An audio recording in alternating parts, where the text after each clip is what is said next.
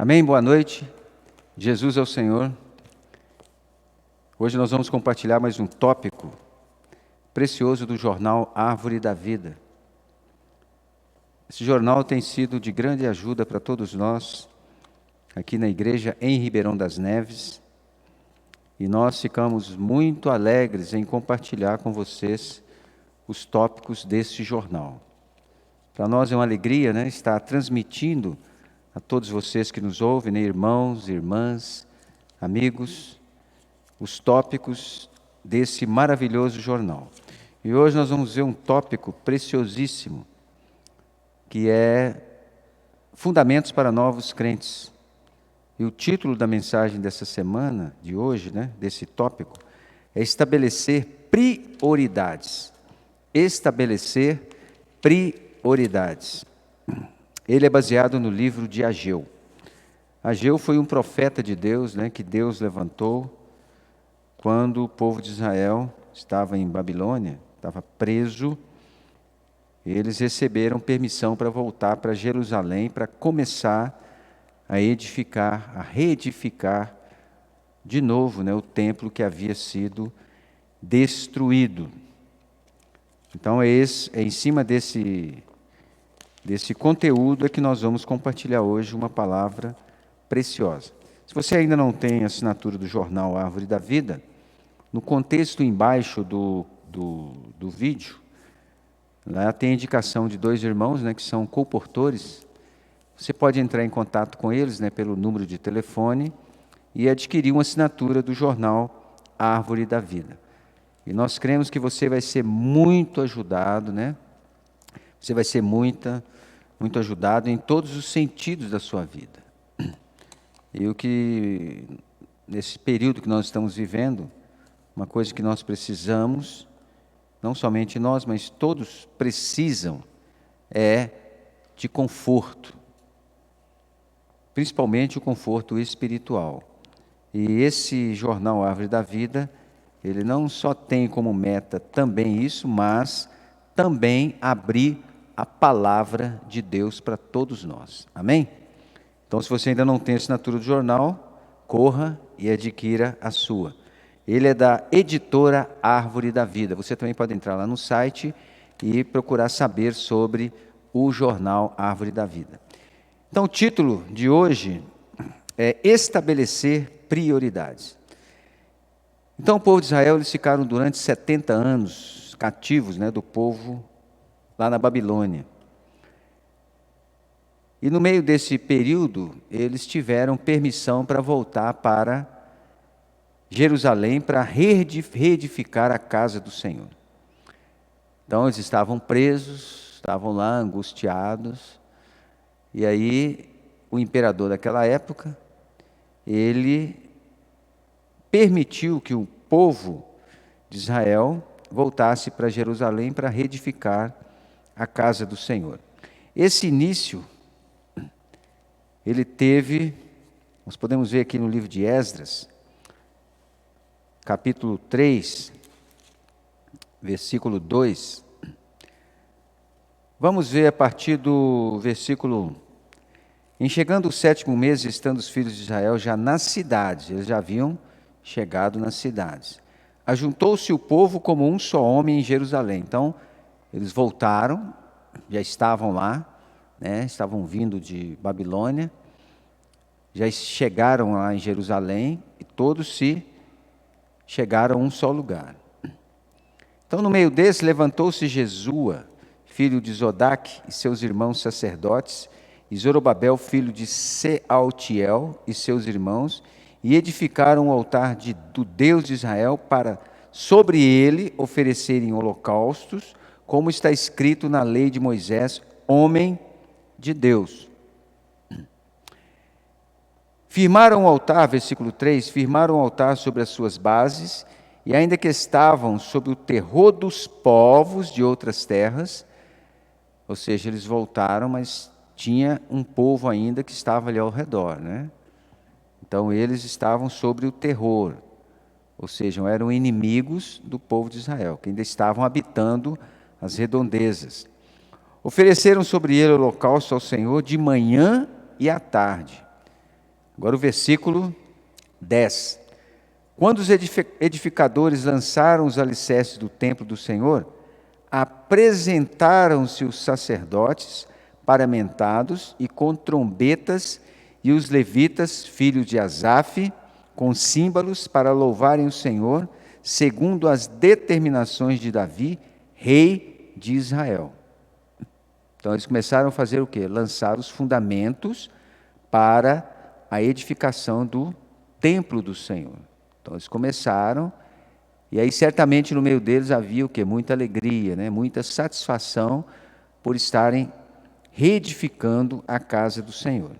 E aqui no capítulo 4, de 1 a 5, fala que quando eles estavam nesse encargo, né, nessa incumbência, aqueles povos que estavam ali ainda morando, vivendo ali ao redor de Jerusalém, eles certamente eram os inimigos da nação de Israel.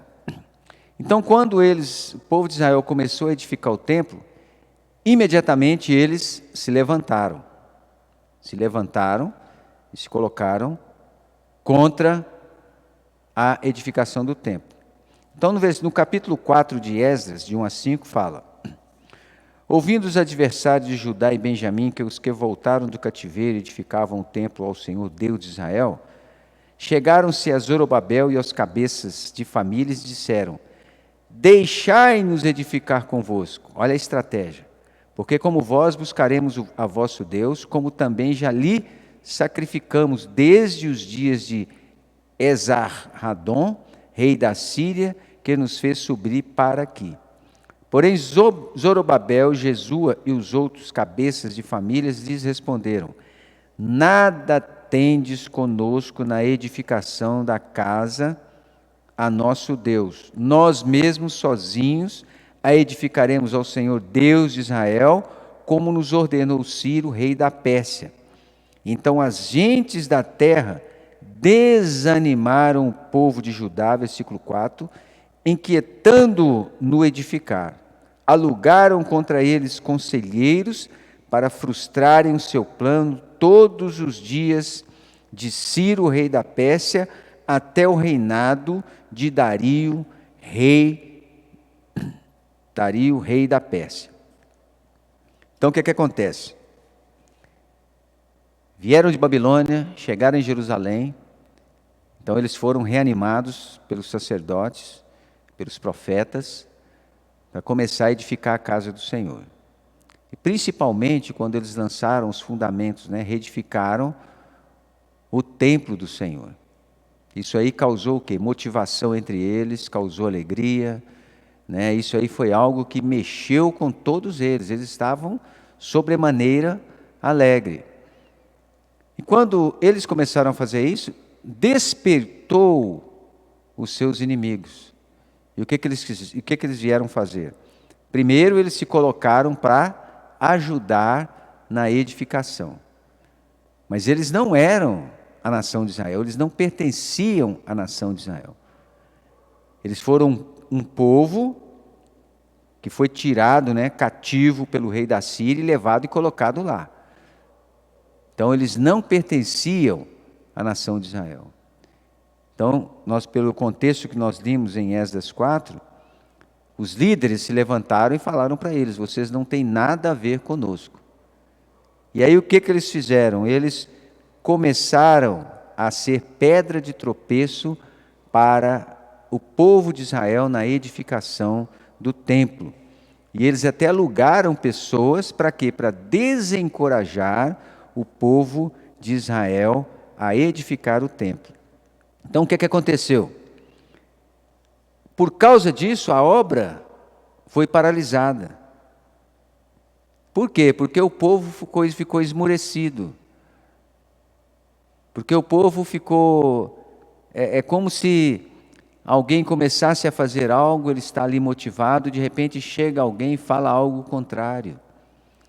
Fala alguma coisa contrária em prol daquilo que aquela pessoa está fazendo. E o que causa na pessoa? A pessoa fica desmotivada. Ela fica esmorecida, ela acha que não vai dar certo, que aquilo que ela está fazendo não é o correto. Então o que acontece com ela? Ela para. Foi o que aconteceu com o povo de Israel. E eles ficaram nessa situação durante 16 anos. Foram 16 anos parados, envolvidos com aquelas outras nações, dando ouvidos àquelas outras nações. Certamente eles se infiltraram no meio do povo, desmotivando, falando o contrário. É isso que acontece hoje na edificação da casa do Senhor. Por isso nós precisamos ficar atentos com o que chega até os nossos ouvidos, com o que nós ouvimos. Por isso nós precisamos discernir, irmãos. É muito sério isso. Por isso que nós precisamos ter discernimento. Quando você está fazendo algo, principalmente para o Senhor, você precisa ir diante do Senhor. Você precisa ser firme, se manter firme, porque aquele encargo, aquela incumbência, ela veio de Deus.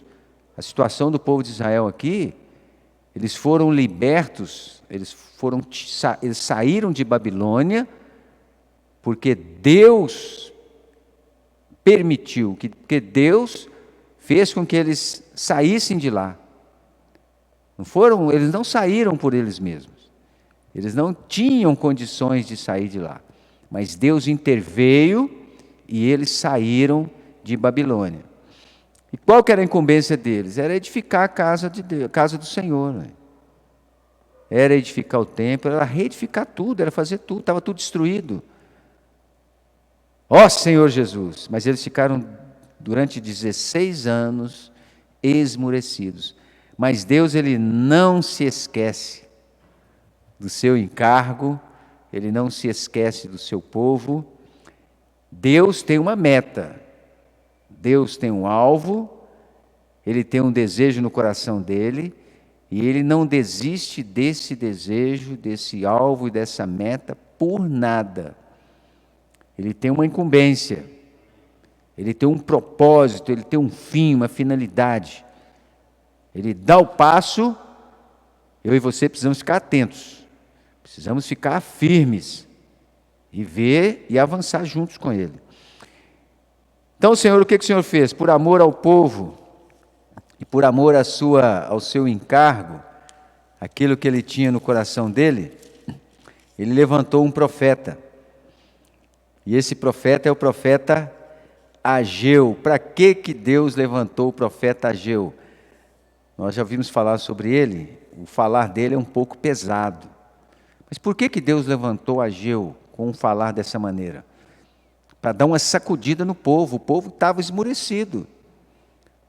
Para mostrar para o povo que Deus tinha um propósito quando os tirou lá de Babilônia e trouxe para Jerusalém. E eles simplesmente deram ouvidos a outras pessoas que não tinham nada a ver com a edificação da casa do Senhor. É isso que nós também precisamos estar atentos nos dias de hoje. Precisamos ficar atentos com certas coisas que nós ouvimos, às vezes lemos, que não tem nada a ver com a edificação da casa do Senhor.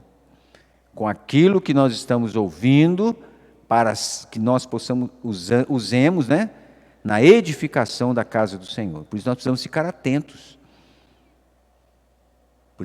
Precisamos ter os nossos ouvidos atentos, o nosso discernimento atento. Para quê? Para não misturarmos, para não trazermos algo de fora. Não só isso, mas também não sermos desencorajados, principalmente pela situação que nós vivemos hoje. Estamos vivendo situação difícil? Estamos passando por dificuldades? Estamos, mas isso não é motivo para que eu e você não nos desencorajemos. Deus levantou hoje, nessa era, os seus Ageus. Para quê? Para dar uma sacudida em nós, em plena pandemia, em plena dificuldade, em plena luta espiritual, em plenos inimigos internos e externos, em tantas coisas que nos assediam, quantas fake news, quantas mentiras. Mas Deus, Ele levanta o que? Os seus Ageus, Para quê? Para sacudir, para nos dar uma sacudida, sacudir as igrejas, para elas voltarem imediatamente à vontade do Senhor. Não é a nossa vontade, mas é a vontade do Senhor. Então o Senhor levantou o profeta Ageu para quê? Para dar uma sacudida, porque o povo estava parado, não queria fazer nada. Estava tudo no sombra e água fresca. Se der, deu, se não deu, fica do jeito que está. Às vezes nós podemos cair nisso, irmãos. Está vivendo a vida da igreja aí, no sambariló, vai, tá bom, eu vou para a reunião e volto para casa. Então não é assim. A palavra que nós temos ouvido é a sacudidela de Deus para mim e para você. Então nós precisamos ficar atentos para não cairmos no chão. Para não cairmos no chão. Porque quando chegamos a cair ao chão, é difícil se levantar, é difícil se reerguer de novo, não é fácil. Então o Senhor usou o profeta Ageu, aqui em Ageu capítulo 1, do 1 ao 4. No segundo ano do rei Dario, no 6º mês, 1º dia do mês, veio a palavra do Senhor por intermédio do profeta Ageu, a Zorobabel, filho de Salatiel, governador de Judá, e a Josué, filho de Josadaque, o sumo sacerdote, dizendo: assim fala o Senhor dos Exércitos, esse povo diz, não veio ainda o tempo em que a casa do Senhor deve ser edificada. Veio, pois, a palavra do Senhor por intermédio do profeta Ageu, dizendo: acaso é tempo de habitardes vós em casas apaneladas, enquanto esta casa permanece em ruínas? Ou seja, eles se acomodaram, e ali eles edificaram as suas casas, bonitas, por dentro, tapetes, mobília, tudo bonito, mas a casa do Senhor estava lá, parada, estava talvez nem no começo, nem no início de uma boa edificação. A casa do Senhor estava o que? Abandonada. Então o que ele falou? Acaso é tempo de habitares? Essa foi a incumbência, agora é tempo de vocês ficarem cuidando das suas coisas e deixarem a casa do Senhor. Por que vocês vieram de Babilônia? Por que Deus tirou vocês da Babilônia? Então ele estava querendo já dar uma sacudida. Vocês não saíram, Deus não usou de misericórdia para convosco, para tirá-los de Babilônia, trazerem vocês para cá, para vocês viverem uma vida mansa, tranquila, não se despreocupados dos acontecimentos, do que está acontecendo, despreocupados com a casa do Senhor. Então essa foi uma causa do esmurecimento. E tudo estava indo de mal a pior. Tudo na vida do povo de Israel durante aquele período estava indo de mal a pior. Eles foram abençoados em sair da Babilônia. Chegaram lá, Deus estava ali junto com eles, edificando, e eles se preocuparam com eles mesmos, com o viver deles, a vida deles. E aí, irmãos, a situação veio. E aí, como é que faz? Ageu capítulo 2, versículo 16, olha o que fala. Antes daquele tempo, alguém vinha um monte de 20 medidas, e havia somente 10. Vinha ao lagar para tirar 50 e havia somente 20. Tudo caiu menos da metade. Tudo que eles faziam caiu menos da metade. A bênção estava vazando, estava saindo. Então tudo que eles faziam não dava em nada. Faltava. Versículo 19. Já não há semente no celeiro. Além disso, a videira, a figueira, a romeira e a oliveira não têm dado seus frutos, mas desde este dia vos abençoarei. Não deu o fruto, tudo que eles plantavam não ia para frente, mas Deus é um Deus de misericórdia. Deus é um Deus de misericórdias. Então os problemas que eles estavam passando era o quê? Consequência de terem deixado a obra do Senhor. Os interesses de Deus.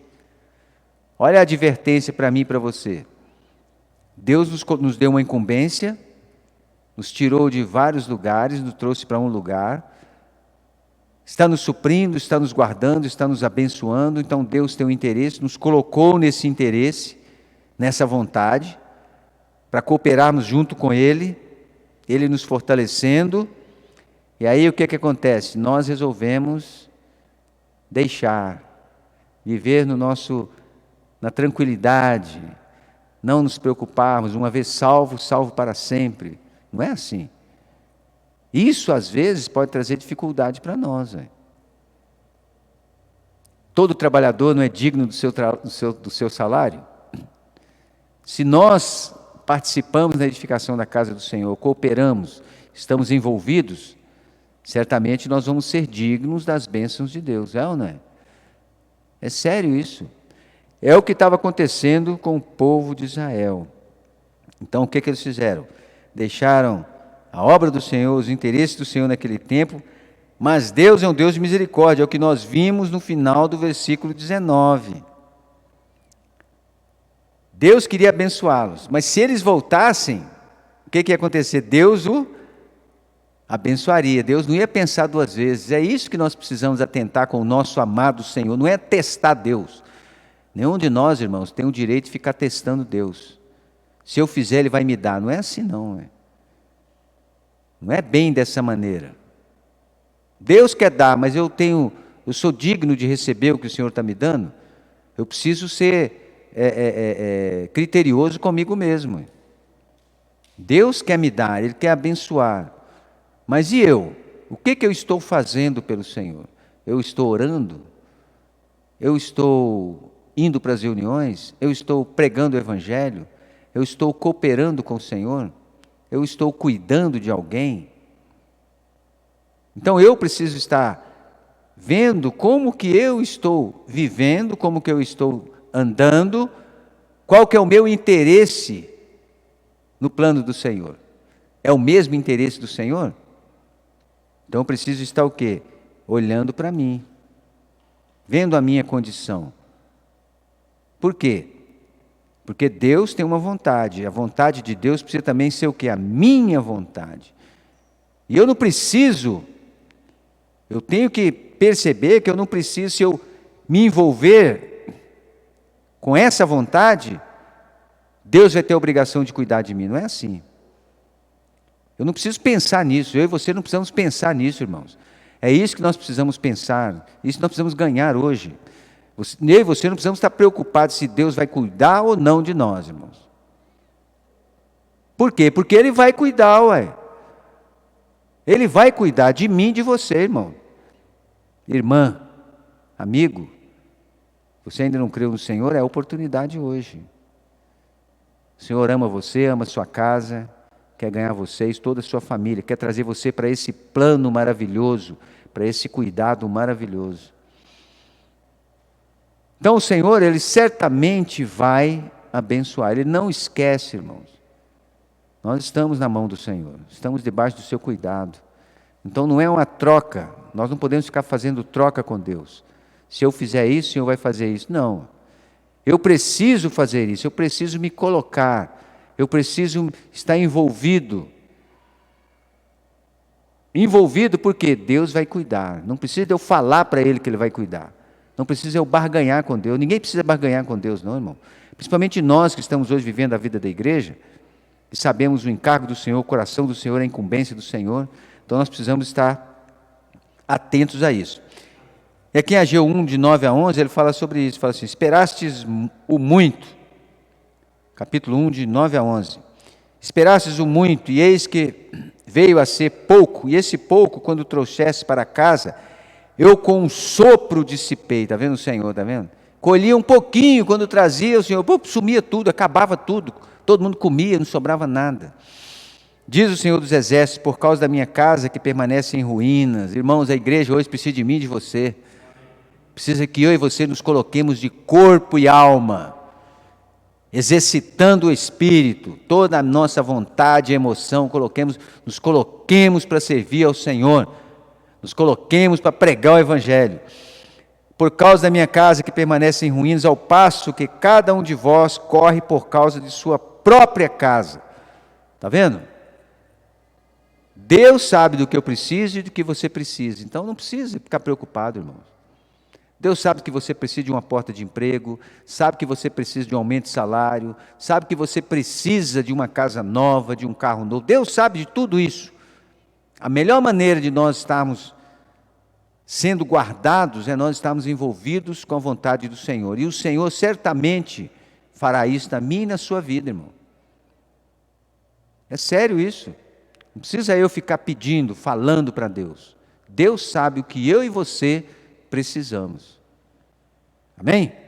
Por isso os céus sobre vós retêm o seu orvalho e a terra os seus frutos. Está vendo? É o que aconteceu com o povo. Então eu e você precisamos estar atentos. Está vendo? Abriu o nosso sentimento.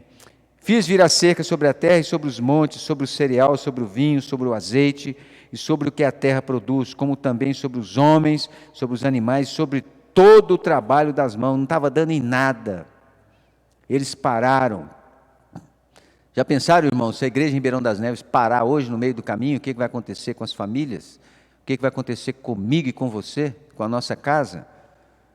Os irmãos já pararam para refletir sobre isso? Está sobre mim e sobre você, está sobre nós aqui em Ribeirão das Neves, esse encargo de edificar a casa do Senhor. Então nós precisamos pôr a mão no arado. E 2,19, fala assim, já não há semente, está vendo? Eu li esse versículo. No celeiro, além disso, a videira, a figueira, a romeira e a oliveira não têm dado os seus frutos. Então nada ia para frente, irmãos, porque eles estavam preocupados com eles mesmos, estavam voltados para eles mesmos.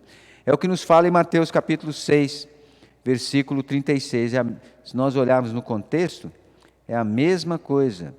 O Senhor fala assim, buscai, pois, em primeiro lugar, o seu reino e a sua justiça, e todas essas coisas vos serão acrescentadas. Então eu e você hoje não precisamos estar preocupados, irmãos. O que é que nós precisamos fazer? Buscar em primeiro lugar o reino do Senhor. O reino. Buscar em primeiro lugar o reino. E o resto o Senhor faz. Eu e você não precisamos nos preocupar com mais nada. Primeira coisa, buscar o reino. Quando você busca o reino, o Senhor te dá ânimo para você trabalhar, dá ânimo para você estudar. O Senhor vê as suas necessidades familiares, o Senhor supre. Ele cuida em todos os aspectos, irmãos. Aleluia! Então a palavra que recebemos do Senhor hoje é para injetar ânimo em todos nós, em mim e você. A palavra profética que estamos recebendo é para injetar esse ânimo. Por isso nós precisamos ficar agarrados à palavra. A palavra é o combustível para o nosso espírito, irmãos. Atentem a isso. A palavra profética é o combustível para o nosso espírito. Um espírito energizado é uma alma cheia de vontade de fazer a vontade do Senhor. É um corpo pronto para sair e pregar o Evangelho. Então nós precisamos dessa energia. Amém? Então essa palavra está o quê? Injetando em nós esse bom ânimo para avançar e nunca retroceder. É para isso que a palavra serve. E cuidar dos interesses de Deus hoje, está vendo? Eu e você precisamos de quê? Nós recebemos a palavra de Deus para cuidar dos interesses de Deus. Hoje, nessa era, qual que é o maior interesse de Deus hoje nessa era? Pregar o Evangelho do Reino, para que muitos homens, muitos sejam salvos e sejam livres da onde? Do lago de fogo. Então o interesse de Deus hoje é o quê? Pregar o Evangelho. E a palavra que nós estamos recebendo hoje está sendo, esse ânimo que está sendo injetado em mim e você, para quê? Pregar o Evangelho. Então não vamos esmurecer. Então, diante dessa palavra, nós podemos tirar algumas lições importantes. É ou não é? Então, muitas vezes nós sofremos o quê? Reverses na nossa vida, é ou não é? Às vezes pode ser até uma negligência espiritual da nossa parte. Por algum motivo, nós tivemos alguma dificuldade, né? Uma situação espiritual. O que nós precisamos fazer? Precisamos abrir o nosso coração para o Senhor. Precisamos invocar o nome do Senhor. Precisamos voltar o nosso coração para o Senhor. Para sermos lavados, para sermos curados, para ser estabelecido em nós o bom ânimo. Precisamos ter esse bom ânimo. Está vendo, irmãos? E muitas vezes às vezes uma questão espiritual traz uma dificuldade muito grande para nós podermos avançar com o Senhor. Traz esmorecimento, cansaço, traz N situações. Nós precisamos fazer o quê? Voltar o nosso coração imediatamente para o Senhor e tratar com a situação. Nós não podemos permitir que ela avance. Segundo, que é um ponto importantíssimo, a obediência redunde em conforto da parte de Deus para mim e para você. Se nós formos obedientes à palavra que estamos recebendo, irmão, você pode ficar descansado. Descanse no Senhor. Descanse no Senhor. Olha só o que fala. Redunde em conforto da parte de Deus para mim e para você. Mas eu preciso ser o quê? Obediente à palavra que eu estou ouvindo. É ou não é? E outro ponto. Se nos envolvermos com a sua obra de edificação da igreja, o corpo de Cristo, viveremos também a glória dessa casa. É ou não é a vontade de Deus para mim e para você? Um corpo de glória. Então nós precisamos o quê? Nos envolver, irmãos. Nos envolver com a vida da igreja na localidade. Um viver de reuniões, um viver de pregar o evangelho, um viver de ser participativo, em todos os sentidos. Alguém de bom ânimo, alguém que move, alguém que avança. Precisamos ter esse coração. E que precisamos aprender a estabelecer prioridades na nossa vida, dedicando a maior parte do tempo ao que é importante. Qual que é a prioridade minha e sua hoje? Cristo e a igreja. A igreja é a nossa prioridade. É ou não é? Então ela é a minha e a sua prioridade. E as outras coisas? Como que nós vamos administrar as outras coisas? O Senhor vai estar o quê? Nos ajudando a administrar as outras coisas, que é a nossa vida familiar, a nossa vida de trabalho, a nossa vida de escola, de estudo. Tudo isso aí vai ser administrado. Então nós precisamos ter isso em mente. Tem muitas coisas boas aí, mas que não são importantes para nós, não são importantes para a edificação da igreja. Às vezes nem é importante para a nossa vida pessoal. Então nós precisamos o que? Aprender a estabelecer prioridades no nosso viver. Amém? E que nunca é tarde para recomeçar. Se você, irmão, irmã, está tendo dificuldade, né? Principalmente nesse período agora, está tendo alguma situação, nunca é tarde para recomeçar. Está vendo? Deus deu ainda... Ele deu bom ânimo para o povo de Israel, para eles poderem se reanimar. Às vezes você está cabisbaixo, às vezes você está enfermo, às vezes você está passando por uma luta espiritual muito grande, às vezes está passando por uma situação financeira. Abra o seu coração para o Senhor. O caminho é ter comunhão com Deus, é ir até o Senhor, abrir o coração. Abra o seu coração e dê um passo de fé. Nunca é tarde para recomeçar. O que você não pode fazer é desistir. Desistir, irmãos, nenhum de nós pode fazer. Não tem nenhum super-homem no nosso meio. Não tem nenhum irmão que é forte para falar, eu sou o melhor, eu sou o mais forte. Não existe isso, irmãos. Todos nós erramos, todos nós temos as nossas dificuldades, mas Deus ele fica alegre quando eu e você começamos, reanimamos. Nós reanimamos, estamos na batalha, então o exército se reanima, ele se levanta, ele vai à frente. Deus fica alegre. Eu me preocupo com a igreja, eu oro pela igreja, eu me preocupo com os irmãos. Amém? Vamos ter esse coração? Amém? E se nós tivermos esse coração, Deus certamente vai abençoar a mim e a você. Nós seremos abençoados, seremos guardados até aquele dia. E não somente isso, mas faremos aquilo que está no coração de Deus, que é pregar o Evangelho de Deus. Amém? Pregar o Evangelho do Reino. Deus abençoe você, Deus abençoe a sua casa. Amém? Se você ainda não fez a assinatura do Jornal Árvore da Vida, faça a sua assinatura. Amém? Que o Senhor abençoe você e sua casa, em nome de Jesus. Tenha uma boa noite. Jesus é o Senhor.